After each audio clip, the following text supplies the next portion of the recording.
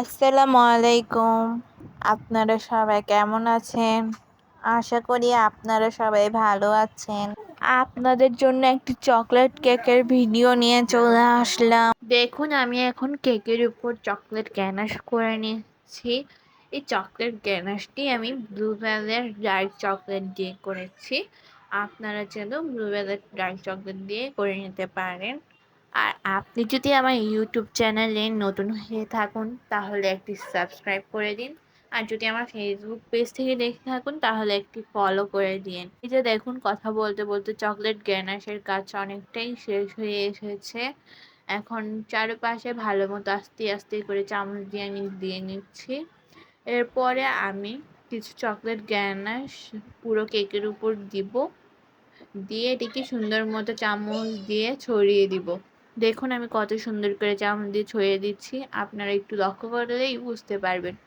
আপনারাও এভাবে চামচ দিয়ে আস্তে আস্তে ছড়িয়ে দিবেন। তারপরে আমি একটি পাইপিং ব্যাগে 6B নজল নিয়ে নিয়েছি। দেখুন 6B নজল দিয়ে আমি কত সুন্দর করে গোলাপের ফুলের মতো করে ফেলছি, আপনারা একটু লক্ষ্য করলেই বুঝতে পারবেন। দেন আমি ছোট ছোট ফুল করে নিচ্ছি 6B নজল দিয়ে। আপনারা চাইলে 6B নজল দিয়ে অন্য কোনো ডিজাইনও করতে পারেন। এরপরে আমি কিছু চকলেট টপার আগে থেকেই বানিয়ে রেখেছিলাম। এখন আমি সেই চকলেট টপারগুলো এখানে বসিয়ে দিব। দেখেন, প্রথমে আমি ছোট চকলেট বারগুলো বসিয়ে দিচ্ছি। আমি কিন্তু ব্লুবেলের হোয়াইট চকলেট এবং ব্লুবেলের ডার্ক চকলেট দিয়েই এই চকলেট বারটি বানিয়েছি। এখন আমি 6B দিয়ে যে ছোট ফুলগুলো করেছিলাম সেগুলোর উপর সুন্দর মতো চকো চিপস বসিয়ে দিচ্ছি।